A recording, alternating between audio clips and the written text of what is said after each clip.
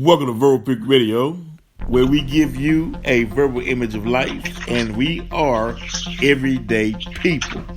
Now, the way society is shaped is you have legislature who comes up with laws that they feel would benefit or govern over the people as a whole.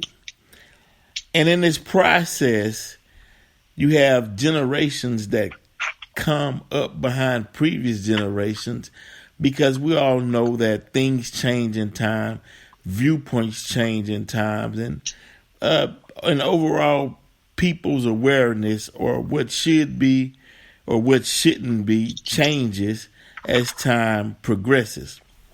So today on the show, I have a college student who had the opportunity to go to the Capitol. Well, to go to Austin, right, a capital of Texas, to give their attention and vote on House Bill 25. So I'd like to welcome Aja to the show. Aja, welcome to Verbal Pick Radio. Hello, how are you?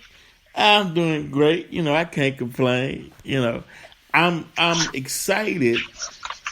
For one reason is for those that are in junior high, those that are in high school, and those that are on their way to college to meet someone who has gotten actively involved in what we call the governing process of this United States. And I'm speaking on yourself.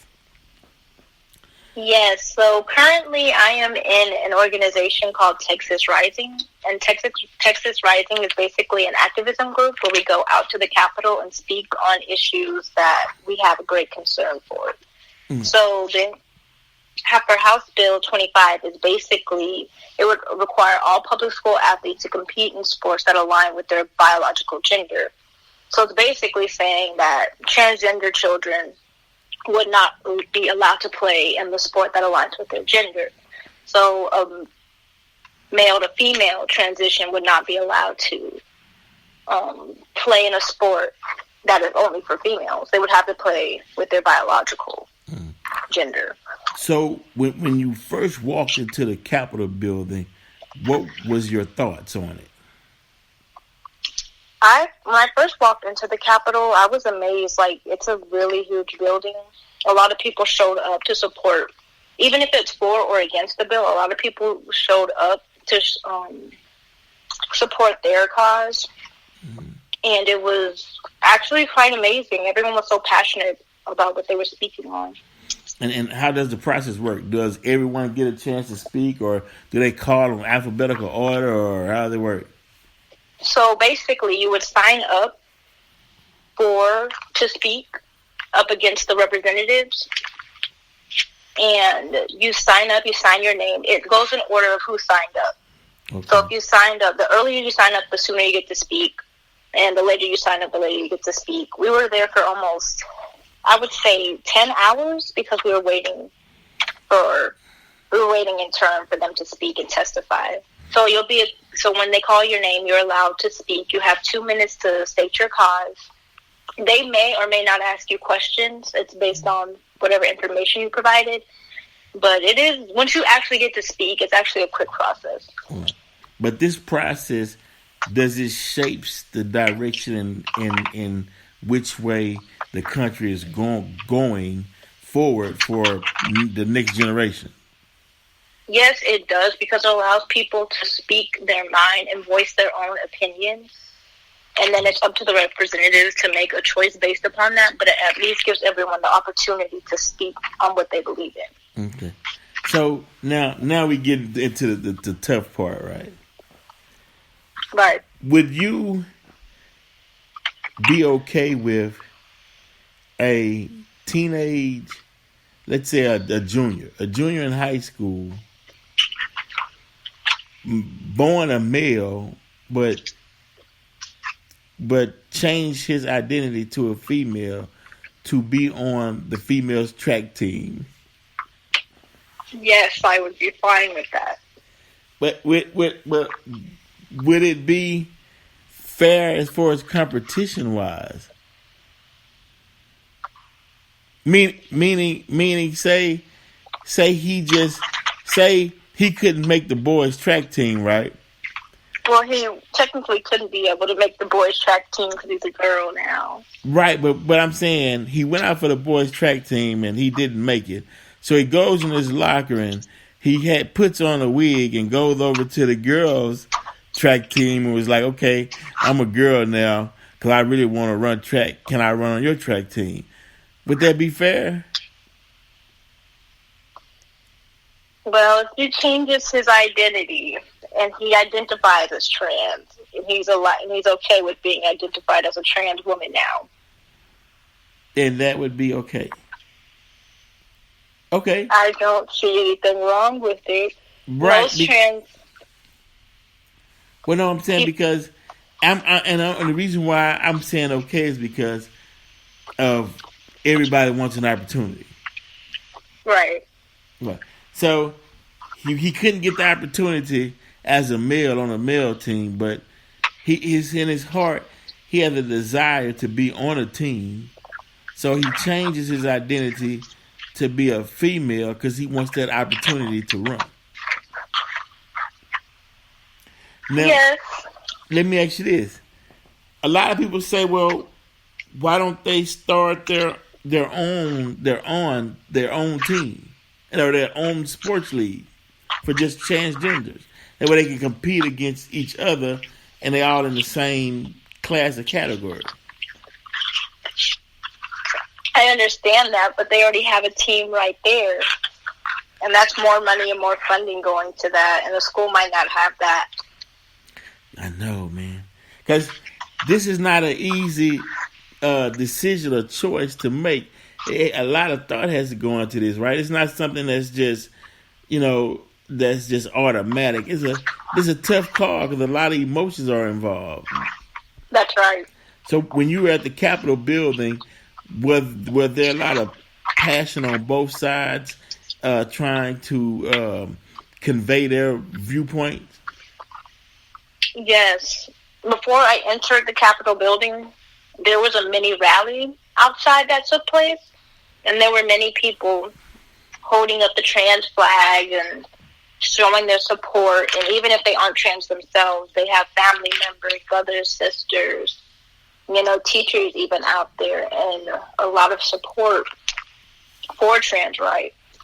Well, now what about the ones that was, whether the for or against? What about the ones that was for the House Bill 25?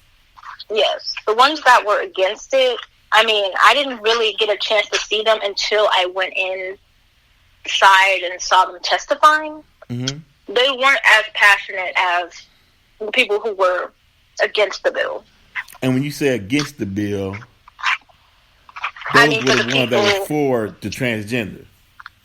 Against the bill is the ones that support trans kids playing in the sports that aligns with their new gender. And the one that was for the bill was for the people who were for it were against them. Well, they were for the bill, saying that trans kids should not be allowed to play in sports. Now, before we get out of here, because I want to make this brief, should it depend on the sport? Should it depend on the sport? Yes, meaning, what if it's wrestling? Would you have a transgender male, biological male, wrestle a biological female? Well, I would also like to put in that there are people who end up taking, if they were born biologically male, they take estrogen that reduces the amount of muscle they would have as a man who was biological and who stayed that way. They take estrogen to remove some of that muscle and some of that testosterone. But to answer your question, I would say it's all a fair shot. Yeah, but I know me, as a parent, if my daughter was wrestling and dude jump in the ring, I'm getting out the stands and hey man, wait a minute. Well, But then you time. But see, but I'm from the old school though. Times are changing. Yeah, they are. You know, and maybe, you know, maybe he might not go as hard on her, you know, as normally would. Or would you, what if they say, well, we got to change the rules to make it even? Would that be okay? I don't believe they should change the rules, because in a way it's kind of mocking it, making it seem like it's not, the transition they did wasn't valid. So I believe that the rules shouldn't change. It just should stay the same, no matter transgender or not. Right, because, yeah, right. Because you got a lot of, I mean, because that story, the reason why I brought up the story with the wrestling is because that was a popular story, popular event, right? Yes. And I mean, he kind of annihilated the young lady, right? But prior to that, you know, women was like, no, if they can identify themselves as female, then they should, yeah. They had no problem with it, so that's fine. But but a lot of them never physically faced the strength of a dude. You know what I mean? As a physical strength. So it became kind of controversial, like, wait, whoa, you know, who, I mean, it's, I don't know, you know, it's like if you're sitting in the stands and you seeing this transgender person who was born a biological man just annihilate a female, it's like something in your nature would be like, hey, you got to stop this, you know? Right. I can see some concerns there, but I still believe they should play in the sports that align with their new preferred gender.